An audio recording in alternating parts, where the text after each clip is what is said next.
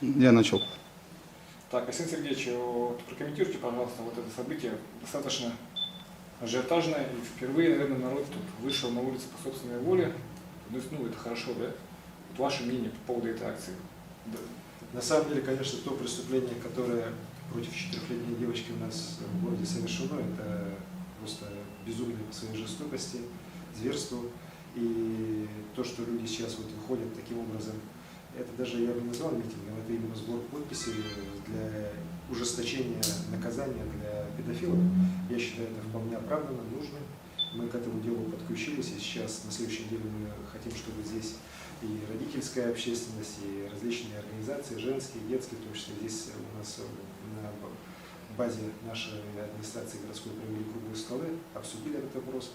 Я считаю, что мы должны быть последовательными, и если мы работаем в правом поле, то мы должны, конечно, ужесточать наказание за это дело. Я считаю, что в этом вопросе, и я вчера даже петицию подписал, которая в интернете есть, надо вводить за преступление против детей, не достигших определенного возраста, совершенных с особой жестокостью и пойманных на месте преступления, конечно же, после суда вводить смертную казнь для таких преступников. И я уверен, что миллионы моих сограждан в России также.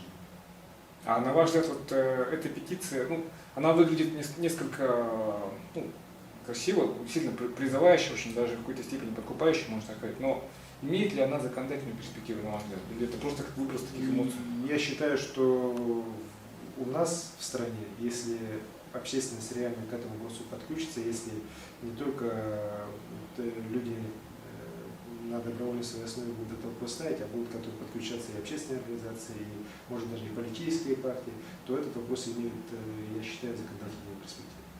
Потому что, хотя, конечно, многие сейчас козыряют тем, что у нас мы должны там по европейской харте смертную казнь не применять в отношении любых преступников, да? Но те же Соединенные Штаты Америки, которые весь мир нас пытаются учить, что не самая демократичная страна, у них смертная казнь есть. И людей казнят так, причем за гораздо менее тяжкие преступления, нежели чем преступления против маленьких детей. А ваше убеждение, этот извечный спор в России, вводить смертную казнь, не вводить, вот ваше четкое... Вот мое четкое мнение, что именно в отношении особо жестоких преступлений, против детей, маленьких детей, которые на самом деле на мир смотрят абсолютно наивными, честными, добрыми глазами, против таких зверей, и даже не людей, их даже людьми называть, против таких преступников по приговору суда, конечно же, смертную казнь надо. То есть можно ли сказать, что Якутск здесь есть, проект инициативу и в какой-то степени этот определенный имидж создаст, что вот мы все-таки именно граждане города Якутска собрались и это делается? Вы знаете, Денис, то, что уже сегодня народ у нас вышел на площади и собирает подписи, это показывает то, что у нас общественность неравнодушная, и она на самом деле решает вопросы в правовом поле. Я всегда был строгим последователем, сторонником именно такого решения любых проблем. Мы должны в рамках существующего законодательства решать вопросы. Если мы их не можем решить, значит, соответственно, если мы считаем, что наши требования достаточно веские, мы должны стараться изменить федеральное законодательство. То есть вот этот митинг, он был полностью санкционирован?